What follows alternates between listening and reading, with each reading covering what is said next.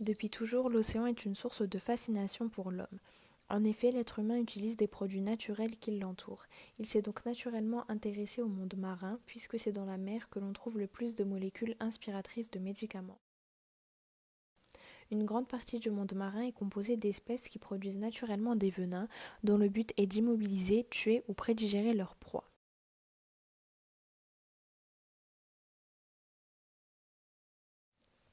Le Conus magus est un mollusque marin qui a été découvert en 1980 par un chercheur américain.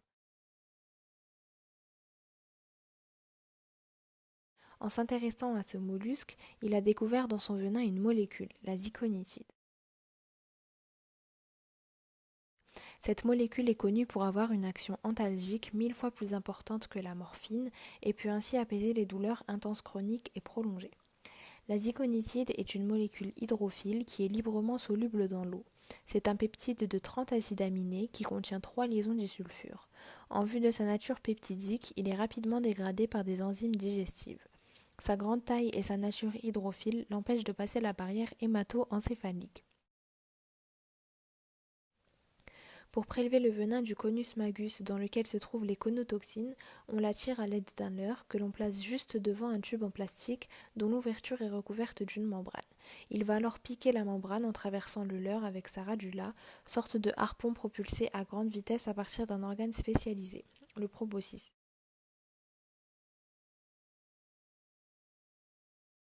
Il existe une autre méthode de prélèvement qui consiste à disséquer les glandes qui produisent ce venin et le récolter.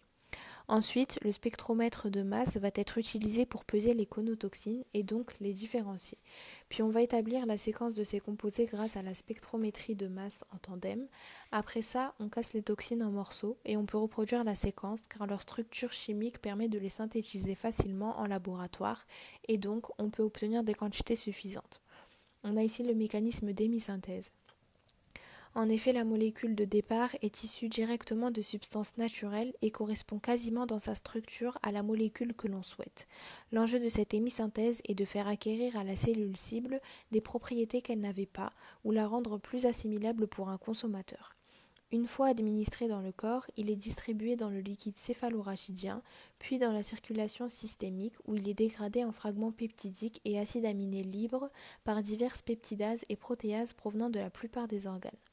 La ziconitide est un antagoniste calcique voltage dépendant de type N. Elle possède une toxine appartenant à la famille des oméga-conotoxines. Les oméga-conotoxines agissent au niveau des membranes et bloquent les canaux calciques sensibles à la tension.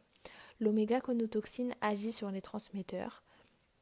En se liant à cette action, il inhibe la libération de substances neurochimiques pronosyneptives comme le glutamate et la substance P dans le cerveau, ce qui permet d'inhiber les courants calciques voltage dépendants dans les terminaisons des fibres nociceptives afférentes de la moelle épinière.